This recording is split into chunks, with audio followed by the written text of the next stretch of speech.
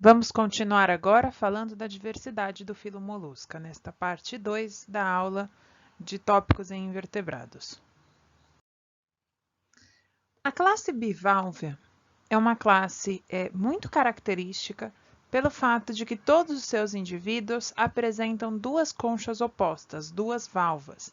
Então, a gente diz que uma face é uma valva e a outra face é a outra valva, então bivalves.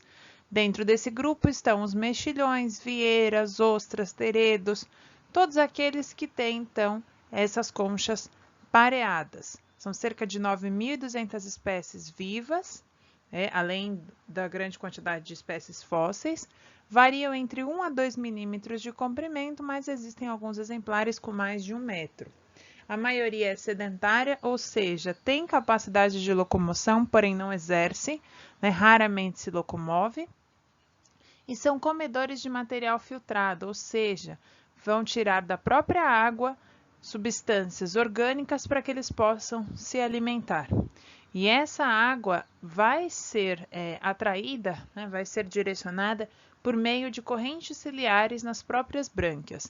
Então, fazem a captura das partículas e se alimentam. Nós veremos a seguir aqui vários modelos de conchas de indivíduos bivalves. Além do fato das conchas pareadas, os bivalves podem ser diferenciados dos demais moluscos pelo fato de não possuírem cabeça definida e não possuírem também rádula, aquele órgão protrátil raspador. Se eles são dependentes das correntes e filtradores, não há necessidade daquele órgão, porque eles não vão raspar o alimento, não vão tirar do substrato esse alimento com aquela estrutura que era a rádula, certo?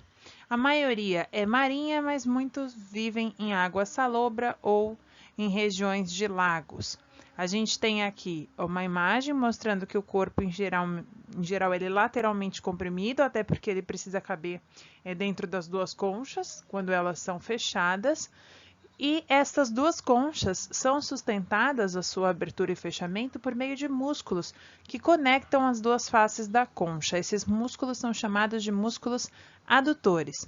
Nós vemos aqui a cicatriz do músculo, que fica mesmo após o indivíduo morto e apenas a concha exposta aqui. Então, a gente tem um feixe de músculos aqui, outro aqui. E de que maneira funciona isto? Quando o músculo está relaxado, a concha fica aberta, então as conchas opostas permanecem abertas e o indivíduo pode colocar o seu pé para fora, por exemplo, para exercer algum tipo de locomoção ou mesmo um apoio. Entretanto, quando o músculo está contraído, as conchas ficam fechadas, funcionando até mesmo como uma forma de proteção, uma vez que a força exercida é para o fechamento. Então, é muito difícil tirá-lo desse fechamento, abrir esta concha sem a vontade do indivíduo. Entre as duas conchas, nesta região, nós temos um ligamento, uma fina membrana que vai fazer a conexão e mantê-las de fato encaixadas, e também nós temos uma espécie de dente, uma projeção dessa concha que encaixa perfeitamente na concha oposta. A região mais velha da concha, como nós já vimos, é o topo, e à medida que a concha vai crescendo, vão sendo depositadas as camadas nessas linhas de crescimento. Então, essa região mais antiga a gente chama de umbo. Nessa imagem também a gente vê o pé, que eu já havia destacado, em forma de machadinha, e nós temos duas estruturas bem importantes para o processo que veremos a seguir, que é a filtração. Um chama-se sifão inalante e a outra sifão exalante. Nós já aprendemos esses nomes em poríferos e nós sabemos que inalante é para a entrada e exalante para a saída. No caso, o que vai entrar e sair aqui é a água para que ela possa fazer a filtração. Então, a filtração ela tem como objetivo a obtenção das partículas orgânicas para alimentação. Mas, inevitavelmente, também vai acontecer, pelo mesmo processo, a troca de gases, uma vez que todo o processo de filtração acontece nas brânquias. Então, vamos lá. Nós temos duas projeções como tubos musculares, como nós vimos no slide anterior, uma se chama sifão inalante e a outra sifão exalante. Pelo sifão inalante, a água entra, percorre as brânquias e depois, pelo sifão exalante, a água ela é eliminada. Como é que a água vai percorrer as brânquias? Por meio de um fluxo do batimento dos cílios. Então, as brânquias são revestidas por cílios, como nós já vimos anteriormente, e esses cílios vão batendo e direcionando as partículas de interesse para a região do trato digestório. Então, veja que a boca está aqui. Uma vez essas partículas encaminhadas para a boca, então nós temos todo o processamento no trato digestório. Né? Vejam aqui a região da boca, estômago, intestino, enfim. E para a saída da água, também através dos batimentos ciliares, a água vai sair pelo sifão exalante. Algumas partículas, como areias e detritos, são eliminadas pela própria abertura da concha, direto aqui pelo movimento dos cílios. É nesse momento que muitas vezes as partículas acabam ficando aderidas ao manto e vão constituir a pérola no nosso mecanismo de defesa que nós já vimos anteriormente. É comum que os bivalves eles utilizem algum local para a sua fixação. No substrato, na própria areia, muitas vezes em rochas e algumas vezes em outros organismos. Para essa fixação, eles contam com a própria estrutura do pé e, além dela, com uma importante glândula chamada glândula do biço, e essa glândula secreta uma série de fios. Esses fios, eles são secretados de maneira líquida e, ao entrar em contato com o ambiente, acabam se solidificando. Esses fios servem para que o indivíduo fique, de fato, fortemente fixado. A gente vê os biços aqui, e são muito resistentes. É muito difícil tirar um mexilhão, por exemplo, do substrato ali da rocha. Além disso, os indivíduos têm também glândulas de cimento que vão secretar uma espécie de substância adesiva para que eles fiquem aderidos, por exemplo, a um costão rochoso e possam suportar as variações da força da maré.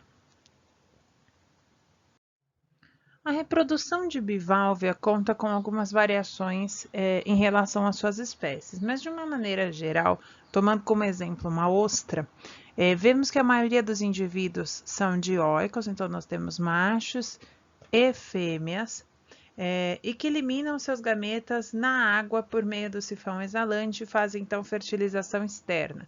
Então a gente imagina que o indivíduo adulto liberou os gametas na água, aqui a gente vê a presença da gônada, que vai lançar esse esperma ou óvulo aqui na região das brânquias, e por meio do próprio fluxo dos cílios, esses gametas vão chegar ao sifão exalante e serão eliminados no meio na água.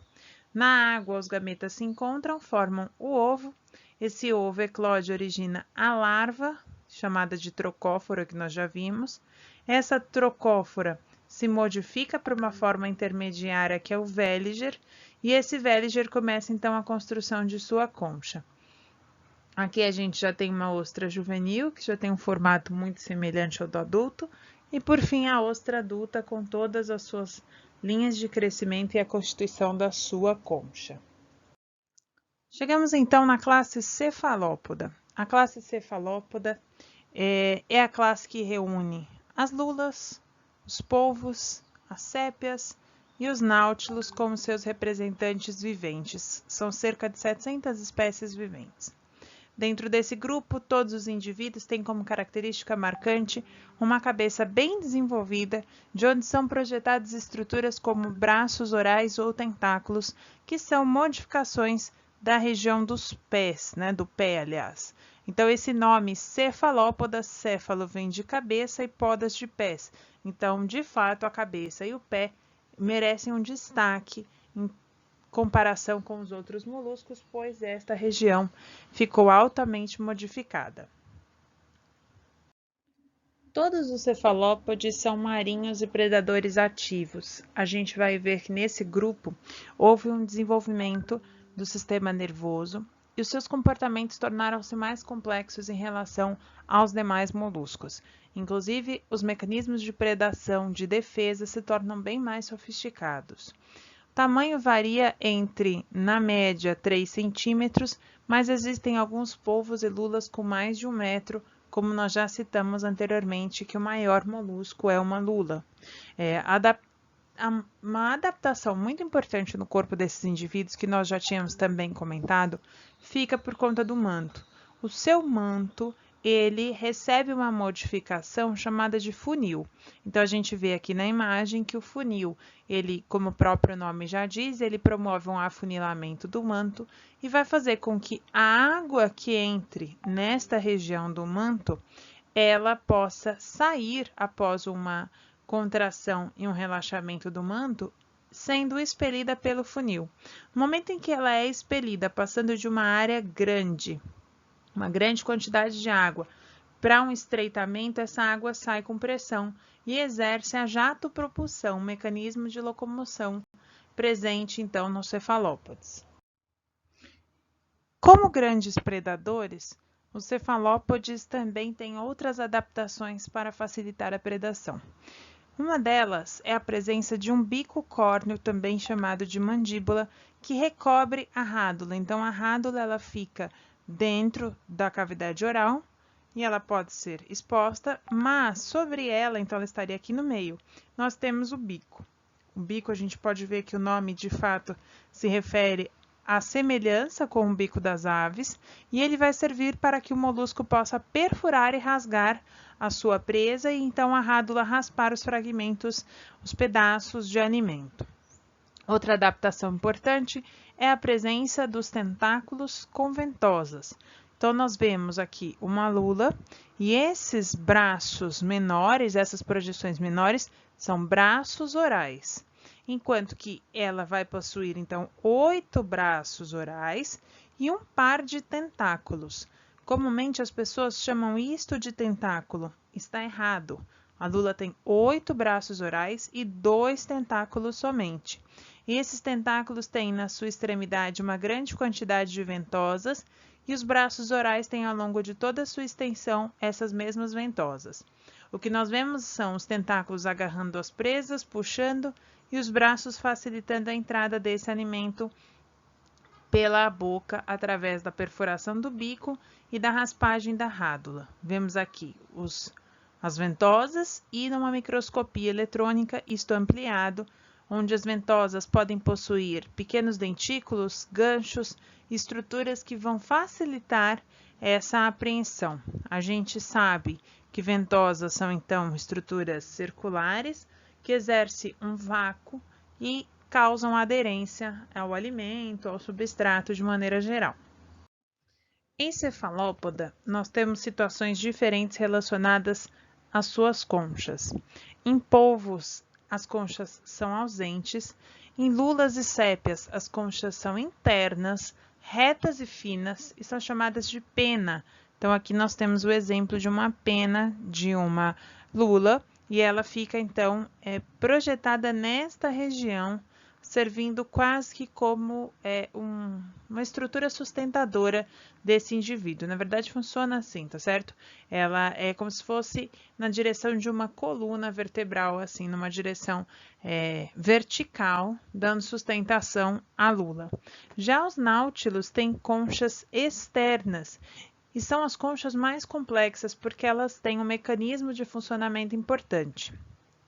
Nós vimos anteriormente que os cefalópodes têm sistema circulatório fechado.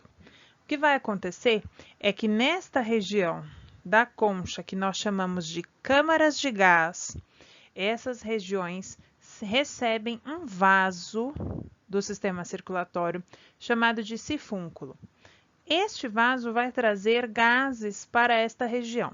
Se nós lançarmos gases nesta região, o que vai acontecer com o meu indivíduo?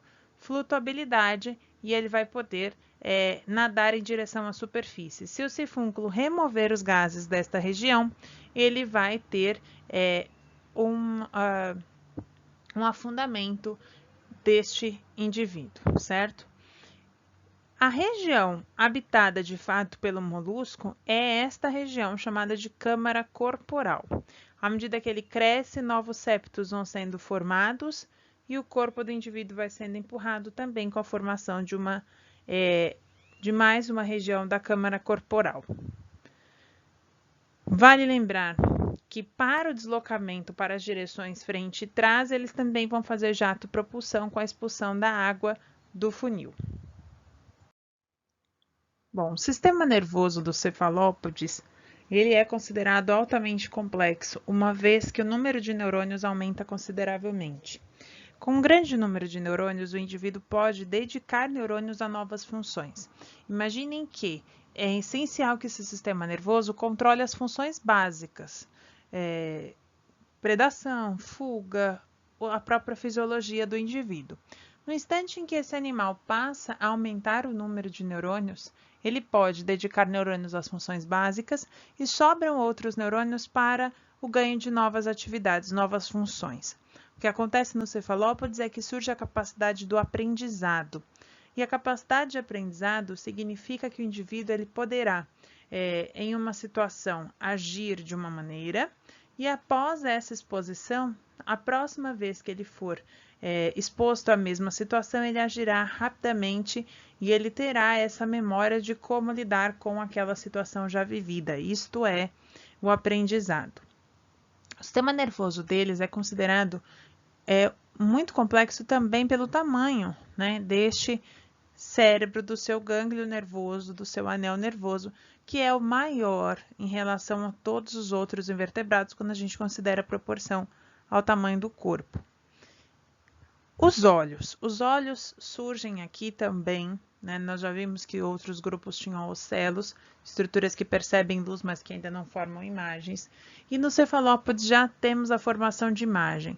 Os náutilos vão ter olhos muito simples ainda, porém lulas e polvos vão apresentar olhos complexos com estruturas, com lentes, né? Então nós temos a córnea, que é uma lente fixa, temos o cristalino, que é uma lente móvel presa na musculatura, e nós temos retina, aquele tecido onde a luz será projetada e interpretada pelos nervos ópticos que encaminham essa informação, esse sinal para o sistema nervoso.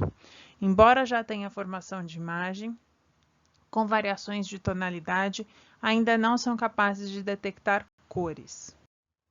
Com o aumento da complexidade do sistema nervoso dos moluscos, surge também uma capacidade muito importante de comunicação.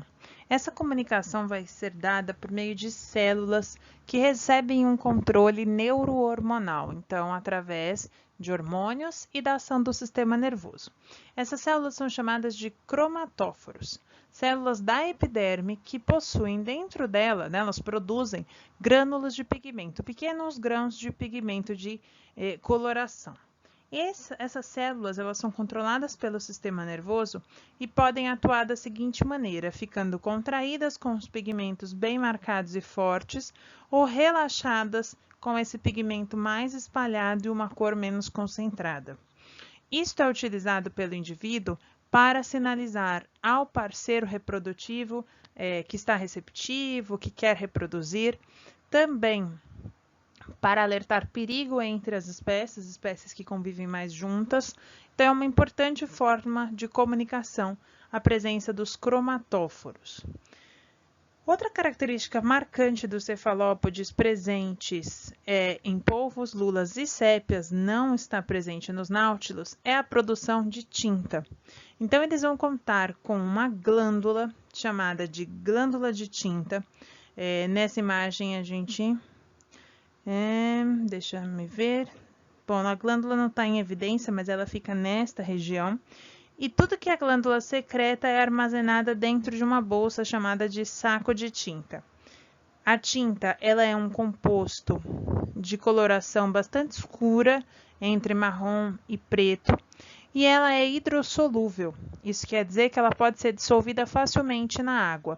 Quando o indivíduo se sente ameaçado ou por algum motivo ele decide fugir, ele vai liberar essa tinta através de contração, tá certo, muscular, já nesta região. Vejam que ela fica aqui, essa porção mais escura, próxima à região do funil, o que vai resultar no fato de que no momento em que o indivíduo expulsar a tinta, ele também está expulsando água pelo funil.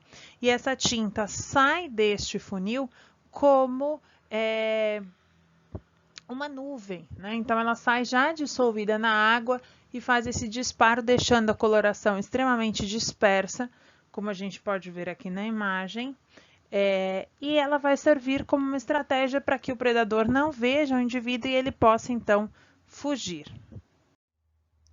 A reprodução dos cefalópodes conta com algumas variações em relação às espécies. Entretanto, é importante a gente destacar que todos os cefalópodes são dioicos.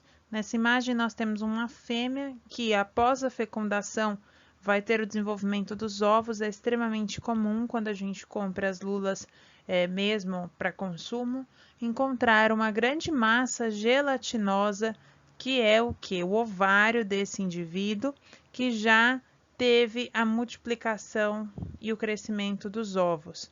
Então, nós temos o seguinte, o ovário, ele é único, e após a fecundação, os ovos se desenvolvem no próprio ovário, e a partir daí vão ser liberados, então, a gente já mostra a seguir.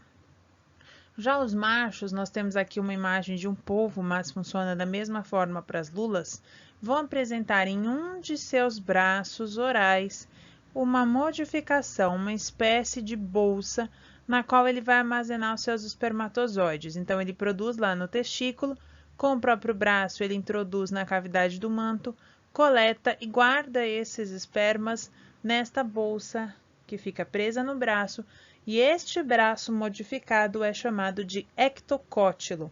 Ele vai funcionar como um órgão copulatório. Por quê? Após rituais de corte que podem envolver colorações dos cromatóforos, alguns padrões de natação, o macho vai introduzir, então nessa imagem este seria o macho, esta seria a fêmea, o seu ectocótilo na cavidade do manto da fêmea. Fazendo isto, a fêmea vai ser fecundada e nós teremos então a produção dos ovos, como nós vimos na outra imagem.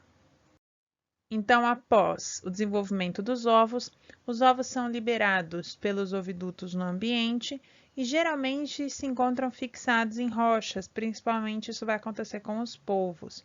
Então, a gente está vendo aqui os ovos sendo presos aqui pela fêmea. E esses ovos podem ficar então presos ou livres no ambiente, mas em geral estão presos, e daqui vai eclodir um juvenil, não a fase de larva. O desenvolvimento é direto. Aqui a gente vê esse ovo que é uma fina membrana e o surgimento, o nascimento do juvenil. Bom, desta forma a gente encerra o conteúdo de moluscos e fico à disposição para as dúvidas. Obrigada!